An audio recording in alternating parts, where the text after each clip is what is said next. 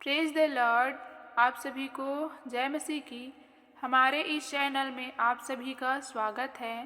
प्रियो, आज हम दीपक के दृष्टांत के विषय में देखेंगे, जिसे आप लूका के पुस्तक 8 अध्याय के 16 आयत से देख सकते हैं।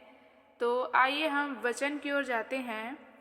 लिखा है कि कोई दिया जला के बर्तन से नहीं ढांकता और न खाट के नीचे रखता है, परंतु दीवट पर रखता है कि भीतर आने वाले प्रकाश पाए।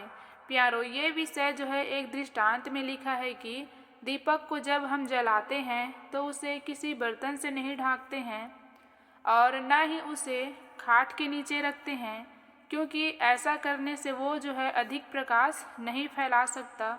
हम इसीलिए ही जलाते हैं ताकि वो अधिक प्रकाश दे और वहाँ का अंधियारा जो है मिट सके।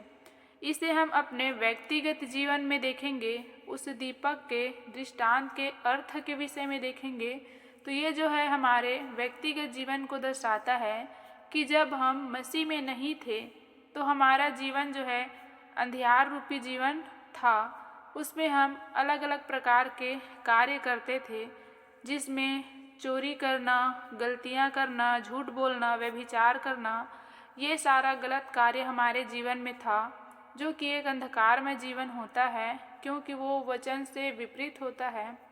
लेकिन जब हम मसीह में आ जाते हैं तो हमारा जितना भी पुराना चाल चलन होता है वो जो है मसीह में आने पर परिवर्तित हो जाता है और हमारा जीवन जो है अंधकार से उजाला में आ जाता है।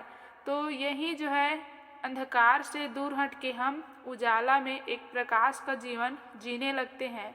तो जब हम मसीह में आते हैं तो हमारा जीवन जो है उस प्रकाश की तरह कैसे प्रकाशवान होता है, दूसरों को हम कैसे संगति में ला सकते हैं, दूसरों को हम कैसे प्रकाशित कर सकते हैं, इसके विषय में दिया है। तो जैसे दीपक के जलने से वहाँ का अंधियारा जो है मिट जाता है और प्रकाश फैलता है, उसी प्रकार से जब हम मसीह में बढ़ते हैं तो हमारा जीवन भी प्रकाशमय हो जाता है। प्रकाश होता है परमेश्वर के वचनों से, परमेश्वर के प्रेम से और परमेश्वर के कार्यों से होता है, जो कि हमारे जीवन द्वारा वो प्रकट होता है। तो वो होता है प्रकाश का फैलना।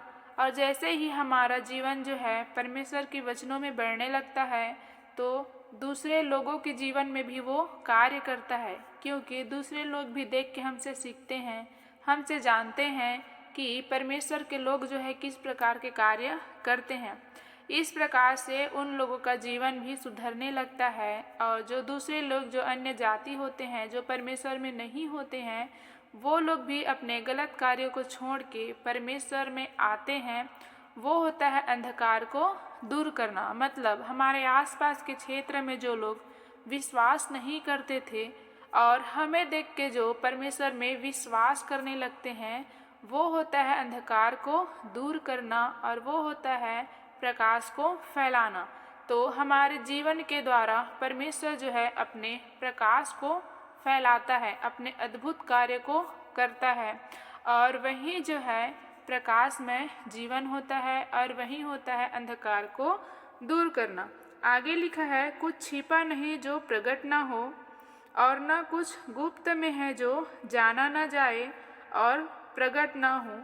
इसलिए चौकस रहो कि तुम किस रीति से सुनते हो, क्योंकि जिसके पास है उसे दिया जाएगा और जिसके पास नहीं है उससे वह भी ले लिया जाएगा जिसे वह अपना समझता है।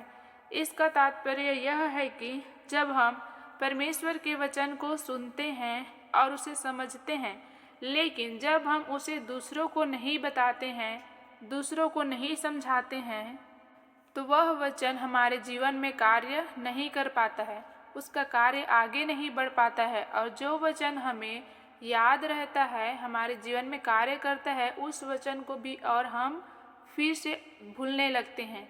तो ये होता है कि जिसके पास है उसे और दिया जाएगा और नहीं है उसके पास से जो है वो भी छीन लिया जाएगा। तो हमें जब भी परमेश्वर का वचन मिलता है तो उसे हमें दूसरों को बताना है, सुसमाचार के रूप में दूसरों को समझाना है, तब हम मसीह जीवन में और आगे बढ़ेंगे।